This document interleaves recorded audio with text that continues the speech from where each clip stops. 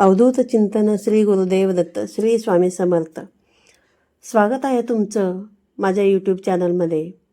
आजचा दिवस तुमचा खूपच समाधानाचा जावो हीच मी स्वामींचरणी प्रार्थना करते आणि आजच्या व्हिडिओला सुरुवात करते. तर आज आहे 19 मार्च 2024 आणि आजच्या दिवशी आलेली आहे कामदा एकादशी. या नवीन वर्षामधील ही पहिलीच एकादशी तिथी आहे. चैत्र हा हिंदू नववर्षातला पहिला महिना आहे आणि प्रत्येक महिन्यामध्ये 2 एकादशी येत असतात. एक शुक्ल पक्षात येत असते आणि एक कृष्ण पक्षामध्ये चैत्र महिन्यामध्ये येत असते. शुक्ल पक्षातील कामदा एकादशीला मनोकामना पूर्ण करणारी एकादशी असे म्हणतात. या एकादशीचे व्रत करणाऱ्यांना 100 यज्ञाचे फळ प्राप्त होते अशी मान्यता आहे. हे व्रत केल्याने तुमच्या सर्व मनोकामना पूर्ण होतील, तुमची सर्व मनोरथे पूर्ण होतात. या कामदा एकादशीला असे केल्याने सर्व इच्छापूर्ती होते, म्हणून या एकादशीला कामदा एकादशी असे म्हटले जाते. कामदा एकादशीचे व्रत केल्यामुळे हजारो वर्षाच्या तपश्चर्याचे जे पुण्य आणि तसेच कन्यादान इत्यादीचे पुण्य तुम्हाला प्राप्त होते असं वेदपुराणामध्ये सांगण्यात आलेलं आहे की कामदा एकादशीला फलदायी एकादशी असं सुद्धा म्हटलं जातं. पण कामदा एकादशीचा व्रत करणे किंवा उपवास करणे जर तुम्हाला शक्य होत नसेल तर तुम्ही घरामध्ये इतर कुठलीही सेवा किंवा उपाय केले तरी चालू शकतात, ज्यामुळे तुमची इच्छापूर्ती होऊ शकते. तर असाच एखादा आज उपाय मी तुम्हाला आजच्या या व्हिडिओमध्ये सांगणार आहे. तर या उपायामध्ये आजच्या दिवशी तुम्हाला या कामदा एकादशीच्या दिवशी घरामध्ये तुम्हाला या एका झाडाचे पान आणायचे आहे. हे पान तुम्ही तुमच्या घरातील आणू शकता किंवा बाहेरून कुठूनही तुम्ही हे पान आणू शकता.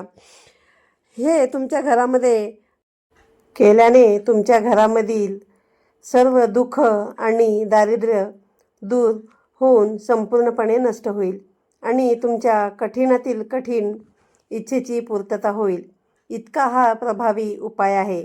तर घरामध्ये हे एक पान आणायचं आहे आणि ते पान कोणतं आहे आणि त्याच्यावरती आपल्याला काय करायचं आहे हे तुम्हाला मी आता सांगते. तर हा व्हिडिओ तुम्ही स्किप न करता शेवटपर्यंत बघा आणि तुम्ही जर चॅनलवरती नवीन असाल तर चॅनलला नक्की सबस्क्राईब करा आणि बेल आयकॉनवरती पण क्लिक करा. असेच नवनवीन माहितीपूर्ण व्हिडिओ बघण्यासाठी तुम्हाला मिळत जातील. तर जाणून घेऊया की हा जो उपाय आहे तो आपल्याला आपल्या इच्छापूर्तीसाठी करायचा आहे. तुमची कोणतीही इच्छा असू द्या ती या उपायामुळे पूर्ण होऊ शकते असे म्हटले जाते व ती पूर्ण श्रद्धेने आणि विश्वासाने जर आपण हा उपाय केला तर नक्कीच तुम्हाला या उपायाचा अनुभव येईल आणि तुमची कठीणातील कठीण इच्छा पूर्ण होईल. तर आपल्या आयुष्यामध्ये अनेक अडचणींचा सामना आपल्याला करावा लागतो. प्रामुख्याने आर्थिक समस्या ह्या प्रत्येकालाच भेडसावत असतात. तर तुमच्या घरामध्ये तुम्ही खूप दुःखी आणि कष्टी आहात.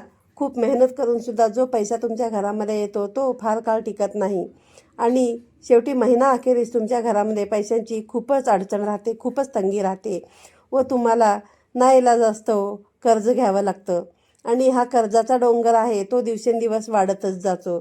त्याचीही तुमची इच्छा आहे तर तुम्हाला कर्जामधून बाहेर पडण्यासाठी मार्ग हवा असेल किंवा तुमच्या नोकरी व्यवसायाविषयी काही समस्या असतील व तुमच्या मुलांच्या करिअरविषयी काही समस्या असतील, तसेच मुलामुलींचे विवाह जुळत नसतील किंवा इतर असे कोणतीही तुमची इच्छा असू द्या ती या उपायामुळे पूर्ण होऊ शकते.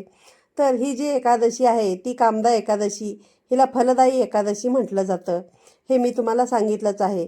म्हणजेच काय करायचं तर या दिवशी तुम्ही जी काही सेवा कराल त्याचे फळ तुम्हाला निश्चितच मिळेल. म्हणूनच तुम्हाला हा उपाय करायचा आहे. ते म्हणजे या उपायासाठी तुम्हाला जे पान आणायचं आहे ते पान दुसरं तिसरं कशाचं नसून हे पान तुळशीचं आहे. तुम्ही हे पान घरातील तुळशीचे किंवा बाहेरून पण आणू शकता. हे पान घेताना तुम्हाला चांगलं पान घ्यायचं आहे.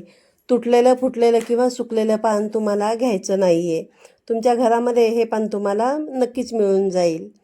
हे पान आणल्यानंतर तुम्हाला त्याला स्वच्छ धुवायचं आहे. तुमच्या घरामध्ये जर गंगाजल असेल तर गंगाजलाने तुम्हाला हे पान स्वच्छ धुवून घ्यायचं आहे आणि त्याच्यावरती आपल्याला हा उपाय करायचा आहे. तर उपाय करण्यापूर्वी आपल्याला आंघोळ वगैरे सर्व घरासमोरील कामे आटोपून आपल्याला स्वच्छ हळदीच्या पाण्याचा सडा आपल्याला घरासमोर टाकायचा आहे. त्यानंतर आपल्या घराची स्वच्छता वगैरे करून आंघोळ वगैरे करून हे आपल्याला उपाय करायचा आहे. सगळ्यात आधी आपण देवपूजा करून घ्यायची आहे आणि हा जो उपाय आहे तो तुम्ही दिवसभरामध्ये कधीही तुमच्या सवडीनुसार कधीही करू शकतात. फक्त दुपारी 12 ते 12:30 या वेळेमध्ये तुम्हाला हा उपाय करायचा नाही आहे. तुम्ही देवपूजा करत असताना तुमच्या देवाऱ्यामध्ये कृष्णाची मूर्ती असेल तर तुम्ही कृष्णाच्या मूर्तीवरती आजच्या दिवशी अभिषेक करा व कृष्णाच्या मूर्तीचे पंचोपचार पूजन करा. बाळकृष्णाची ही मूर्ती श्रीहरी श्री विष्णूंच्या स्वरूपामध्ये आपल्या देवाऱ्यामध्ये असते.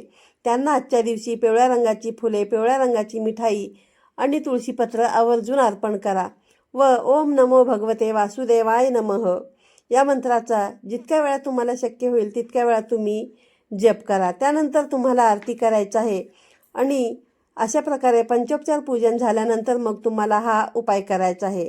या उपायासाठी तुम्ही जे तुळशीचं पान घेतलेलं आहे ते स्वच्छ धुवून घ्यायचं आहे. त्यानंतर तुम्हाला एक ताम्हण घ्यायचं आहे. या ताम्हणामध्ये तुम्हाला थोडीशी हळद घ्यायची आहे व हळदीला थोडंसं ओलं करायचं आहे आणि या हळदीने तुम्हाला त्या ताम्हणामध्येच एक स्वस्तिक काढायचं आहे. स्वस्तिक काढल्यानंतर मधोमध तुम्हाला 4 टिंब द्यायचे आहेत. टिंब म्हणजेच बिंदू द्यायचे आहेत व साईडला अख्खे तांदूळ घ्यायचे आहेत. अख्खे तांदूळ हे तुटलेले फुटलेले नसावेत, अखंड तांदूळ घ्यायचे आहेत तुम्हाला आणि हे तांदूळ तुम्हाला स्वस्तिकाच्या वरती टाकायचे आहेत. त्यावरती तुम्हाला हळदी कुंकू अर्पण करायचं आहे आणि आता जे पान आपण घेतलेलं आहे ते तुळशीचे पान तुम्हाला याच्यावरती एक तुमच्या मनातील जी काही इच्छा असेल ती इच्छा तुम्हाला लिहायची आहे. मला माहीत आहे की तुळशीचं पान फार छोटं असतं, त्याच्यावरती तुम्हाला तुमच्या इच्छा लिहिता येत नाहीत, तरी तुम्ही तुळशीच्या या पानावरती तुमच्या मनातील जी काही इच्छा आहे ती छोट्या अक्षरामध्ये लिहिण्याचा प्रयत्न करा. हे इच्छा लिहिण्यासाठी तुम्ही जी आपली अगरबत्तीची काडी असते त्या काडीने तुम्ही तुमची इच्छा याच्यावरती लिहू शकता. ही इच्छा लिहिण्यासाठी तुम्हाला थोडंसं कुंकू घ्यायचं आहे आणि ते कुंकू ओलं करून घ्यायचं आहे आणि ते कुंकू जे ओलं केलेलं कुंकू आहे त्यामध्ये तुम्हाला अगरबत्तीची जी काडी आहे ती काडी बुडवायची आहे आणि तुम्हाला तुळशीच्या पत्रावरती तुमची मनातील जी काही इच्छा आहे ती लिहायची आहे. जसे की कर्जाचा डोंगर असेल तर तुम्ही कर्जमुक्ती हा शब्द लिहू शकता. पैशांची आवक यावी जावी वाटत असेल तर व धनप्राप्ती यावी वाटत असेल तर तुम्ही धनप्राप्ती हा शब्द लिहू शकता. मुलामुलींचे विवाह जुळत नसतील तर तुम्ही मुलामुलींचे विवाह जुळून येण्यासाठी विवाहयोग असा शब्द तुम्ही लिहू शकता. त्यानंतर तुम्हाला जे हे लिहिलेलं तुळशीपत्र आहे ते तुम्हाला ताम्हणामध्ये तांदळावरती ठेवायचं आहे आणि ते ठेवलेलं ताम्हण तुम्हाला तुमच्या उजव्या हातामध्ये पकडायचं आहे व त्यानंतर तुम्हाला महालक्ष्मी अष्टकाचं पठण करायचं आहे. 3 वेळा हे आपल्याला तुम्हाला महालक्ष्मीचं अष्टकाचं पठण करायचं. लक्षात असू द्या, 3 वेळा महालक्ष्मी अष्टकाचं पठण करायचं आहे आणि 1 वेळा तुम्हाला विष्णू सहस्त्रनामाचं पठण करायचं आहे. हे करून तुम्हाला ते अभिमंत्रित करू शकता. त्यानंतर तुम्ही तुमच्या देवाऱ्यामध्ये जर महालक्ष्मीची छोटी मूर्ती असेल किंवा फोटो असेल त्या ठिकाणी तुम्हाला हे तुळशीपत्र आज दिवसभर आणि रात्रभर तसंच ठेवायचं आहे. दुसऱ्या दिवशी एकादशी झाल्यानंतर आंघोळ वगैरे करून तुम्हाला देवपूजा करून घ्यायची आहे. त्यानंतर हे जे तुळशीचं पान आहे ते तुम्ही एखादा छोटा लाल रंगाचं कापड घ्यायचं आहे आणि त्यामध्ये ठेवायचं आहे.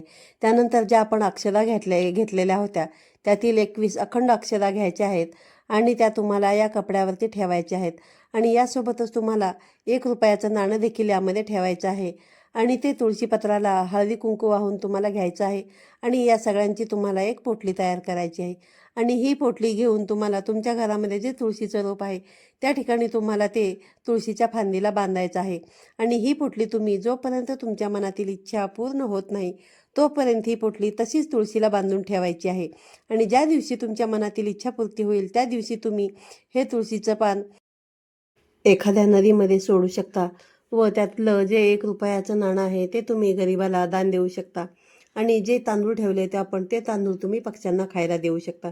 तर अशा प्रकारे आज सांगितलेल्या सेवेचा तुम्ही आजच्या दिवशी उपयोग करून घ्या व तुमच्या मनातील सर्व इच्छा पूर्ण होतील यासाठी भगवान श्री हरी विष्णूंकडे मी प्रार्थना करते व आजच्या व्हिडिओमध्ये मी इथेच थांबते. आजचा व्हिडिओ आवडला असेल तर व्हिडिओला लाईक करा, शेअर करा आणि सबस्क्राईब करा. तर व्हिडिओ संपूर्ण पाहिल्याबद्दल धन्यवाद.